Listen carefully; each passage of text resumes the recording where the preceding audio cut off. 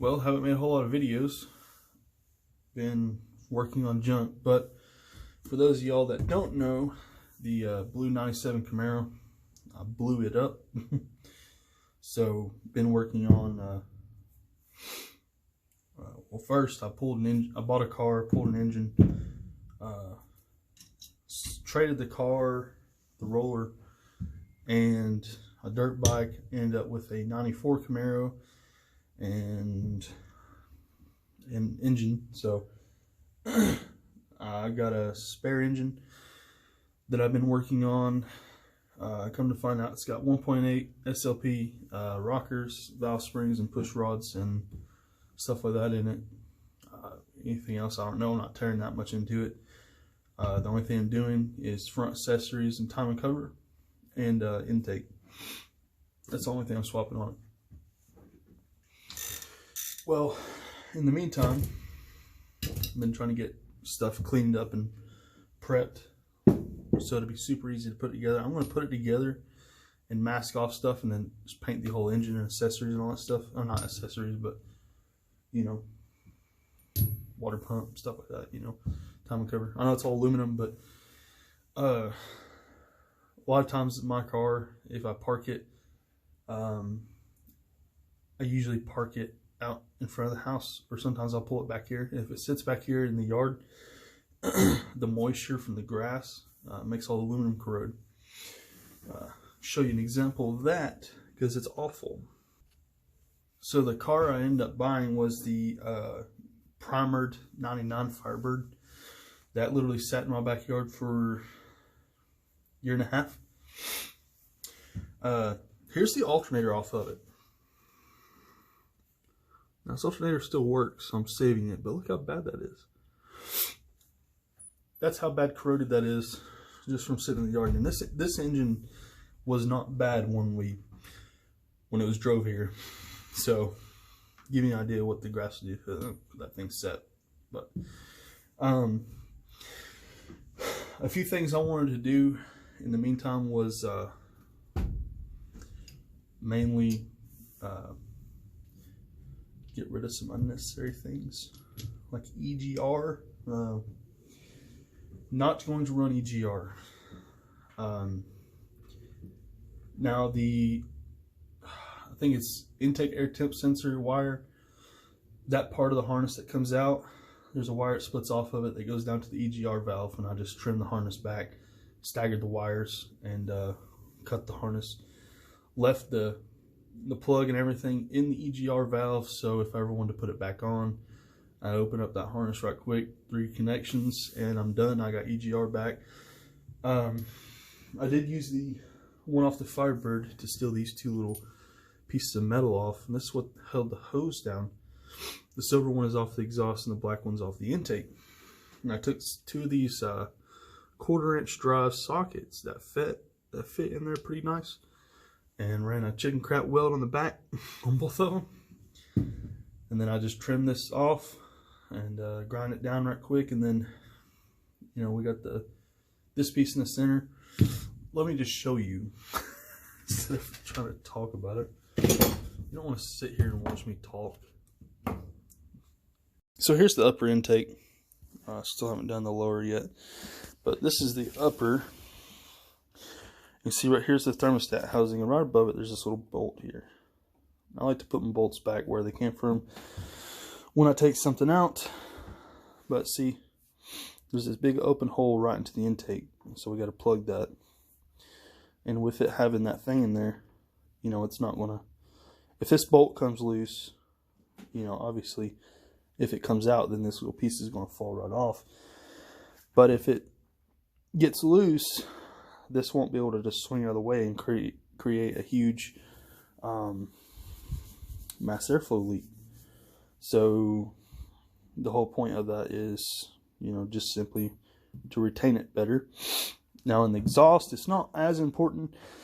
My original plan was just to weld the hole up, but you see how big that hole is. You know, that would have took forever, and then, you know, I chance having a leak blasting straight out towards the engine. And I wasn't going to deal with all that stuff, and plus you cannot really, I haven't really found a place that sells the exhaust manifolds for a rear-wheel drive 3.8. So I just made this just like I did the other one, and that way it's reversible. Now, am I going to be able to bolt this up or not? That's yet to be found out, because I haven't pulled it off the manifolds I'm using yet, so we will see. And I want to give y'all a quick tip.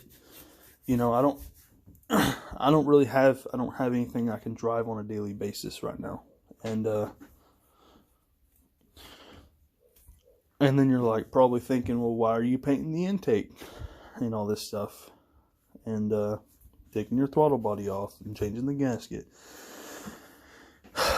So my whole idea was to quick and dirty make it look better. So this intake got a little bit of action from the wire wheel just to make it a little bit cleaner. I cleaned it with paint thinner, sprayed it with Rust-Oleum high performance enamel black, and put it together. I did replace some stuff like not this map sensor, but the bracket that it clips into, and the hose and stuff. All that stuff is off of that Firebird because it's a newer model, so all this stuff is in better condition.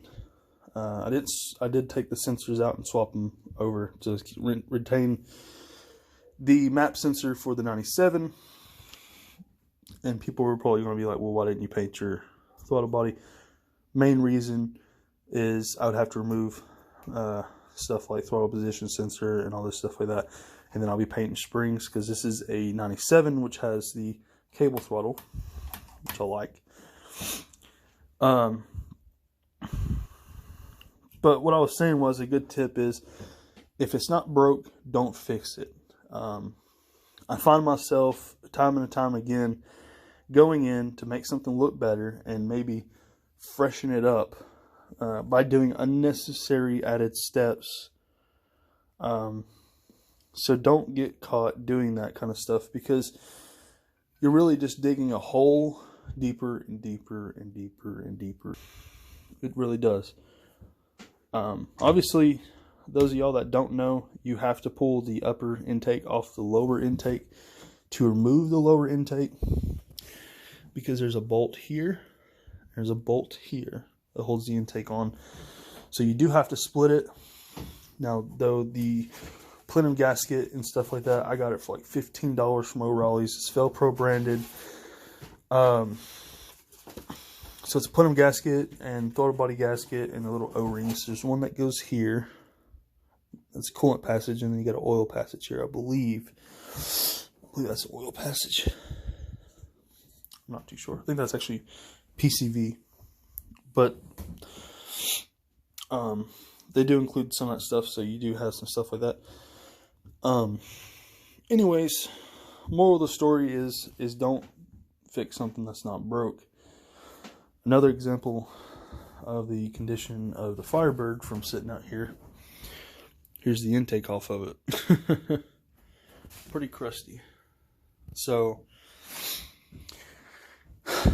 those of y'all that don't know, see if I can turn my flashlight on. I cannot turn my flashlight on for some reason. I have the 83 Z28 I've been building for probably 2 years now, I guess it's been. Or it's coming up on 2 years, rather. I think this October. No, sooner than that. But anyways, I started doing stuff like, oh, I want aluminum valve covers and all this stuff like that. And the transmission, if you go back on some of the videos, I had a transmission in here, and I painted the body black, and I put a chrome pan on it and all that stuff like that. You're wasting your time. Unless you got a really nice garage that's heated and everything, and you can keep your project or your weekend car in there, I wouldn't go through all that stuff, because it's just going to look like crap, and you're going to be disappointed that you didn't just get some basic stuff and paint it. In my opinion, where I live and the weather here in Tennessee, it's constantly changing, seems like anyways. I mean, I've never lived anywhere else, so I don't know how it is in other places, but just the way things go, I just don't see the use in going all out, big and bad. It's got to be super, like, all chrome and everything like that. I mean, look at my fuel rail. I don't care. It's going to stay like this. I'm going to hook it up just like this. I'm not even going to change the O-rings on the injectors. I'm going to plug and play because it worked before. Don't fix it if it's not broken. Also, for those of y'all that don't know, you have to remove the fuel rail. I know I'm probably going to end up scrapping this video because I'm all over the place. But you have to remove the fuel rail because there's 2 bolts back in here that you have to remove this. And also this lower thermostat housing bolt. It goes straight through. Where is it at? It goes into it somewhere here. It goes in right there. And then here's where those 2 side bolts are underneath the fuel rail that go in. So they really did get kind of modern with this stuff and tucking bolts away, because I was like taking all the bolts out. I had this one out, all the perimeter bolts, and I took those out, and I still couldn't figure out why it wouldn't come off until I pulled this one, and it fell right off. I was like, oh, well, that's weird. I couldn't imagine working on something now. You probably have to remove the throttle body just to get to a bolt inside the intake. I don't know. Not my thing. But anyways, moral of the story, like I said for 3 times already, just don't fix it if it's not broken. I'm going to quit running my mouth now because we're probably at 10 minutes. But just a quick update. But yeah, that's the new 350 turbo for the 83. And like I said, going back on the don't fix it if it's not broken thing. We're not leaking. And then there's not much material in the pan. There's some water in the oil, obviously, but we're going to leave this bad boy alone. Probably won't even change the filter. It looks pretty good. We're just gonna put it together, put it in the car, and cross our fingers, hope and pray that this one works, and we can finally take that car on us for drive. I'm gonna quit running my mouth now. Thanks for watching. Peace out.